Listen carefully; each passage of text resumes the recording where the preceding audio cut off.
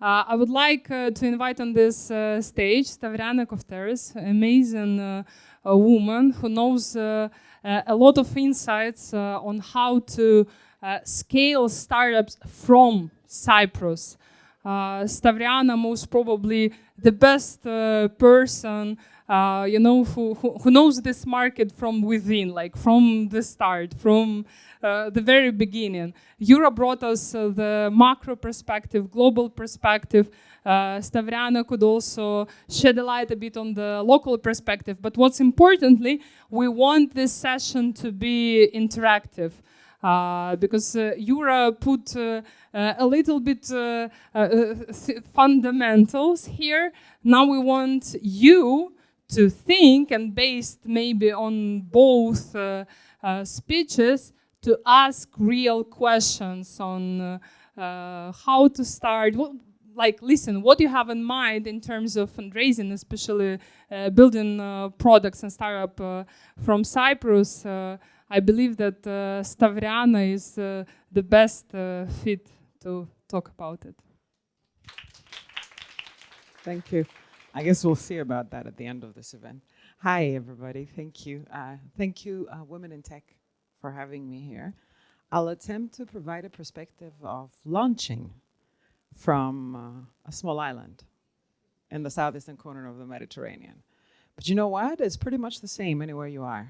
I mean, unless you are in Silicon Valley, if you are in Iowa, Alabama, or anywhere in Europe, the situation is exactly the same as it is in Cyprus. Some things are more exacerbated, others less so in other countries, but it's exactly the same. So, you know, what usually we hear, and by the way, it's not 0 to 1, it's 0 to hero. But I know you mean 0 to 1 in the binary way, 0, 1, writing code. But let's see how we're going to take it 0 to hero. Everybody wants money. I've never heard one entrepreneur that has an idea, still an idea, right? And I want money. No, you don't. You don't need money. Prove it first. How do you do that, though? Easier said than done. You need to validate. And you already mentioned it before. Find the problem. And find a problem that resonates with you, that you're passionate about, that it exists in the real world. From whatever perspective. Is it a business problem? Is it a young mother's problem? Is it children problem? Is it whatever it is? Is it faster cars? Is it more electric cars? Is it storing? Whatever it is, as long as there's a connection with you and you get some knowledge. So first of all, find the problem. Bless you. Validate the problem. So I might think it's a problem, but it's not really a problem. I bitch about it every day, excuse my French, but it's not a problem. If it's not a problem, it means it does not have a market. So you have to figure out, does this problem that I think is a problem is actually a problem, and for how many is it a problem? So now I have a market. Okay, so then we start talking about a solution. See what's out there. If nobody else is doing anything to solve that problem, it's probably not a problem. That's a hint. If somebody else is trying, or more than one, 10 companies are trying to solve the problem. Good news. Yes, you have competition, but it's amazing news. That's market validation. You have a market, right? Very good news. How you solve the problem, this is where a bit of you has to come in as well. What's your solution? How do you implement it that's different? By the way, there's no original idea. Everybody has ideas. We all have it. I mean, come on, we sing in the shower. We come up with a million ideas right there in the shower and forget them, right after we step outside the door, right? There's no such thing as an original idea. What is different is execution, is how you implement it. Because you're going to implement it differently from you and your team. It's going to be way different. So how do you differentiate? What's your niche? What can you do better than anybody else on this planet? I'm on what? We're 7 billion now? Okay, so even if you're starting from Cyprus.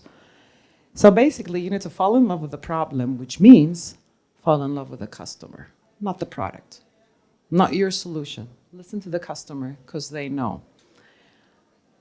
We are talking about money, right? And in order to fall in love with the customer and be able to talk to the customer, you need to have an MVP, a minimum viable product, built it in the leanest way possible. So probably you're going to go out and find out some soft money, especially if it's a deep tech, more tech a program, more scientific. You go for grants.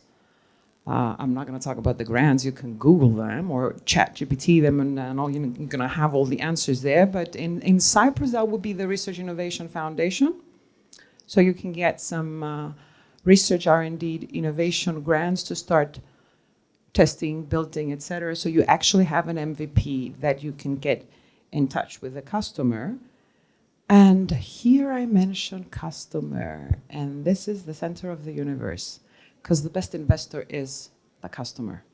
And that customer is not going to take a percentage of your company from hello 10 months down the line. And this is where I want to stress, because this is something that not a lot of attention is paid to. Pilot with corporates. It's not easy to talk to corporates. And I can back this because this is exactly what my co-founder and I have the pleasure and the honor of being a co-founder with the former chief scientist of the country, Dr. Nicholas Mastrogiannopoulos, that we were together at the Research Innovation Foundation in our previous life, which was 10 months ago, before we founded the company. And what we try to do there, because we really believe that there's no way you can actually test the problem, the solution, if you don't talk to the customer, because the customer knows what their pain is. They know their headache. They face it every single damn day. It hurts them. It hurts their bottom line. It hurts how they grow. They really know it. If I'm outside, I don't really know what their problem is. So I have to go talk to them and interact with them. And what we were trying to solve back then is, all right, okay, we need to create programs, grants, that will allow these very separate worlds, corporates, startups, different language, most of the cases, how to interact and start working together so they can actually, the startup would know that this is, these are the real needs of the corporate. And now the corporate, by the way, they're not very easy to interact with. They get sucked in the everyday of what they have to do and their bottom line and their results, et cetera, or they have a heavy hand because they know they're dealing with a smaller company. And the smaller company, the startup, needs to listen, hear, be agile, but don't go like this, because you're not going to have a scaling company after that. So that's a relation that needs to be treasured, respected from both sides. So start soft with grants. And that's how we developed back then, co-develop. Now, fast forward, we left that part of it, and we decided, all right, we have a vision here. Let's start making meaning and doing it on the private sector. And this is exactly what we do, and we call it the corporate innovation plug-in model. Because you need a translator in the middle to bring these two worlds together so that startups can start talking to corporates and cooperating with them, and the corporates trust little companies that, probably younger women or men or whatever, to provide a solution to something that hurts their bottom line. It's a huge trust for them to give, and they're betting not only their money. It's not if it's something costs 1,000 euros a month or 100K, right? It's whether they trust you to give the information. For you, is a lifeline, because you validate. And through this journey and talking with corporates, what a startup will benefit from is that you have an absolutely validated product, better if it's through a paid pilot, and even better if you actually sold the product to the startup, to the corporate. So you have validation. Customers vote with their money. And the only way they're going to give up their money is if they like the product, because it solves the problem, it solves the pain, not nice to have kind of product. Okay, so, and it's also, most of the time is not paid so much attention, especially in our part of the world, because you don't see a lot of M&A. You don't see a lot of mergers and acquisition, and in our part of the world, it's, in some cases, if you are in life sciences, for example, health tech, etc., it's the most viable or the only exit strategy that when you have versus an IPO. Not a lot of IPOs in Europe. We have a very small capital markets, and unless we actually have a capital markets union and have a really huge stock exchange, we're not going to see IPO the size of the US. Even the stock exchange of London is a small stock exchange, so we're not going to see the crazy valuations. That's why you see that ticket sizes and the round sizes in Europe are a lot smaller than the US. Because valuation kind of drives, because investors always get in to get out, and they want to get out at a higher valuation, so it means they made a profit. And these are things that you can Google all of this, by the way, educate yourself. There's a lot of free material out there, and talk to people as well, so you learn this and it becomes second nature, so you know what the process is, and you decide what the vision and the strategy of your company is. But none of it matters if there's no product market fit, if you don't talk to your customer and it's not validated.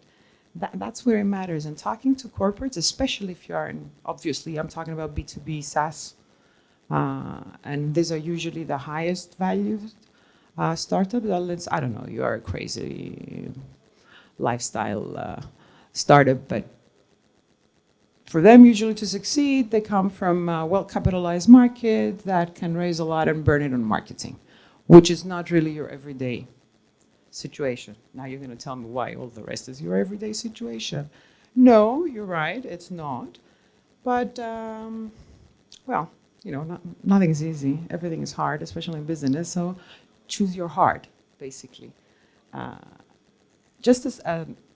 like to make a small point, because I do agree with Yuri, what he said about good advisors. And usually advisors are other entrepreneurs that have done it, so they know the process. Yes, your seemingly competitors are good advisors as well, because they're going exactly through the same process. But at the same time, and capital raising investment from investors at whatever stage, even angels, or even your mom or pop, the 3 Fs, the friends, families, and fools in the beginning.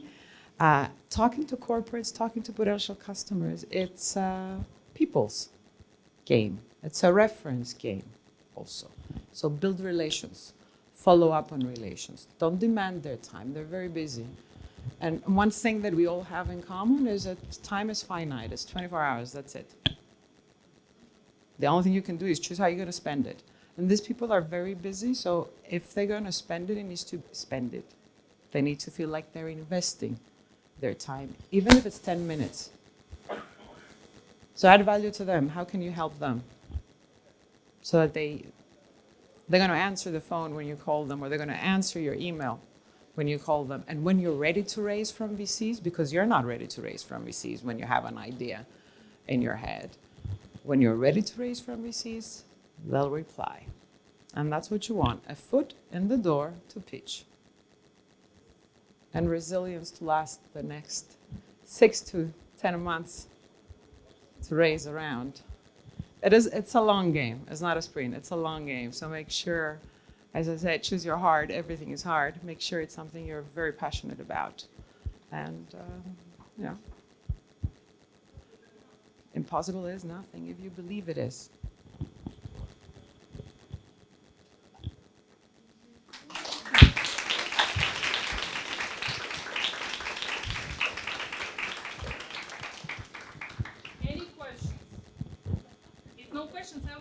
I see that we have humble audience, so someone should start. I'm from Ukraine, and Ukraine is the small market. I mean, for B2C startups, and there are not many big international corporations which actually could do, let's say, corporate innovation or even speak with B2B companies. And I saw, as my background is also from venture capital. Hold it there, because you said there are not a lot of big corporates that do innovation. Fantastic. The startup can do it for them. That's the innovation platform model. Yes, exactly. Yes. So a lot of Ukrainian companies tested their products and used, let's say, the small market as advantage to make a sandbox, to find this product fit, the validation which you are talking about. So, do you think that Cyprus could be the same sandbox, and for which industries, from your point of view, it could be, let's say, the sandbox? Obviously, absolutely yes, because it's really small, but it's always outward looking because we've been small for the last 9,000 years. We're not going to get any bigger. Now, industries is like, look at your backyard. Who's here? Look at Tech Island. It's growing. A lot of tech companies are coming here, but you know how to test your SaaS if you're in SaaS in B2B, for example. Tourism, hospitality. Look at the industries that are strong, but not just Cyprus. All right, what's next door? It's Greece, it's Lebanon, it's Israel, it's Middle East. Look what's happening there. What are they growing? What can we offer? Because usually, with minor alterations, it's exactly the same solution. So just Yeah, I would bring. I'm not going to talk about AI because you know how the joke goes. If you put your name .ai behind your company and register that domain, you just increase your valuation. Everybody's talking about AI, but it's a tool. By the way, we have our two women entrepreneurs who are in AI space. Yeah.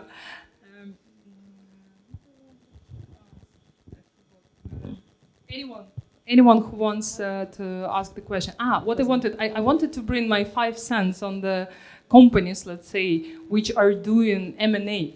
For example, from our members, from what I know.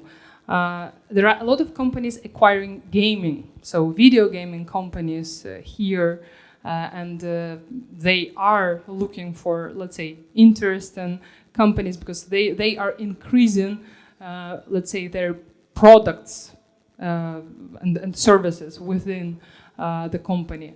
The second area, we have an amazing board member company, Asbis, which is one of the, I would say, maybe biggest corporate innovators because they have the lab inside the company. They invest in biotech and everything with hardware. So also look at them. Who else? We have a lot of fintech, obviously. Fintech is a really big sector in Cyprus and everything related to... Do we have any femtech? Is that picking up? We have the company... no, by the way, I haven't met femtech. Because I was thinking... That's an idea. Yeah, I was thinking about the startup which won Tech Island Award, startup category, and it's also, let's say, one of the ladies who won Forbes Women in Tech, but she's in biotech, and Asbis also invested in her startup. Yeah, you remember? Yeah. Do you remember the name? Panis, do you remember the name of the company? So Mariana. Mariana, yeah. Yes, RSV Lab, yeah.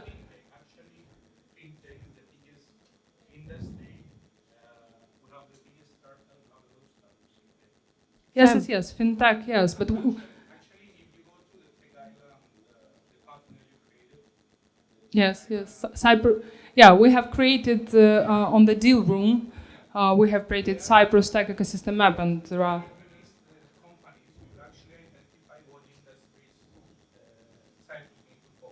Yes, true.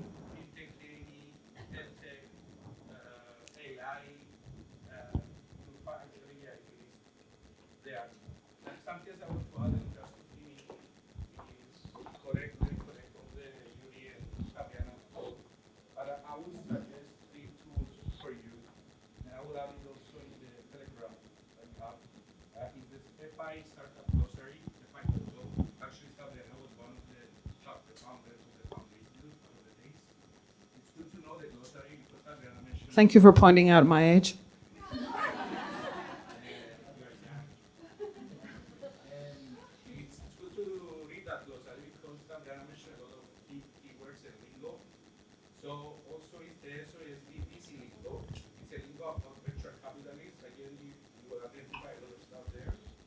Y Combinator startup school playlist.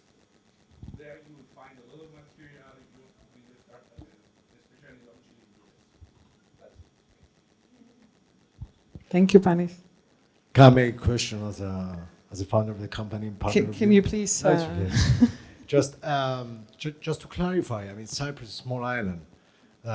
You said before, but we know better.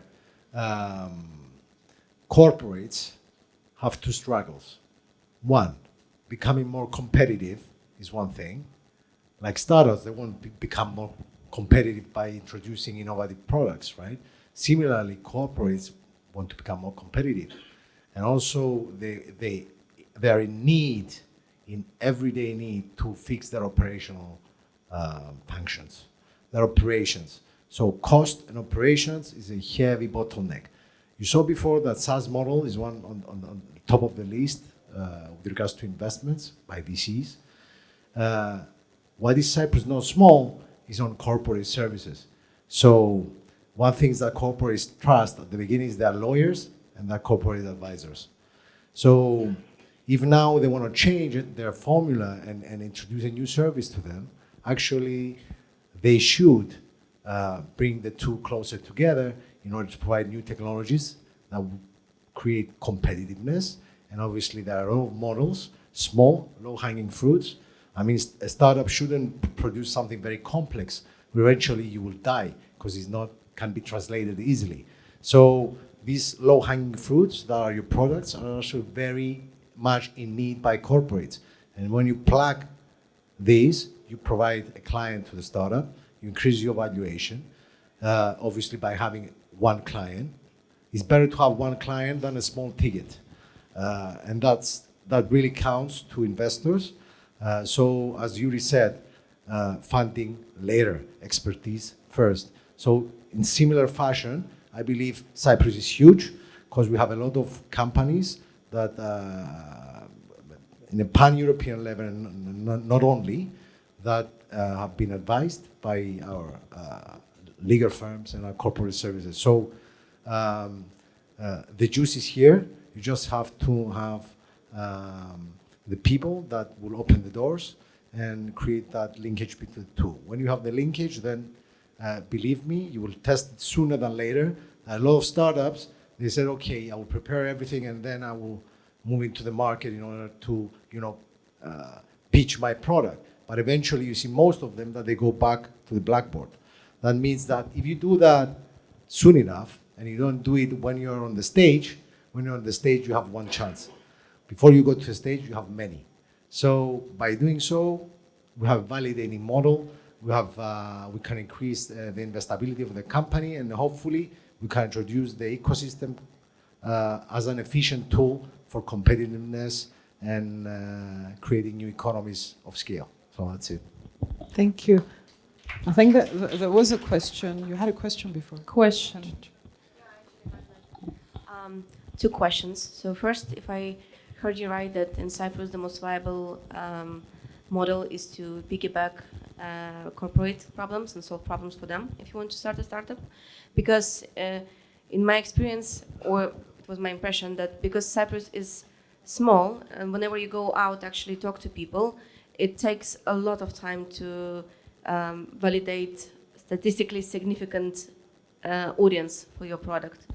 Is that so or not? Because also give it that... Depends on what the product is. If you're selling it to a corporate, you need to talk to corporates. Yeah, but it's going to take a long time. It's going to take a long time. Why? You think suddenly my startup is #1 priority for Mr. No. Business CEO or Mrs. Business CEO? What I'm saying is that in big cities, which are larger than Nicosia or Limassol altogether, it takes less time to validate your idea just because there are more people who might be interested. No. I'm talking about B2B. That's B2B, you're talking what to I wanted to corporates. clarify. Yes. What you need, especially in the beginning, is to have the validation that, the thing that I have and I'm spending and putting my passion, it's actually solving a problem that is a pain for a corporate that I can actually sell it. I just wanted to It's not a B2C where you need the mass market. So it's very, very specific. Yeah, thanks. You're welcome.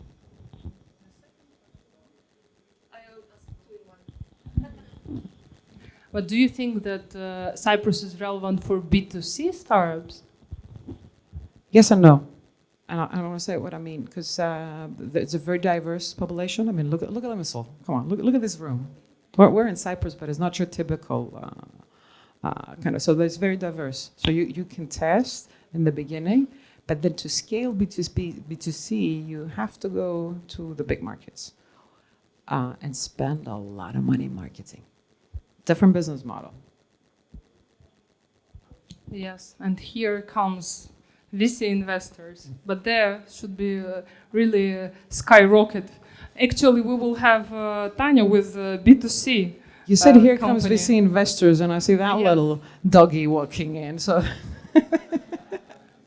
Yes, actually, when we will have the panel discussion, we will have B2B company, correct, Anna?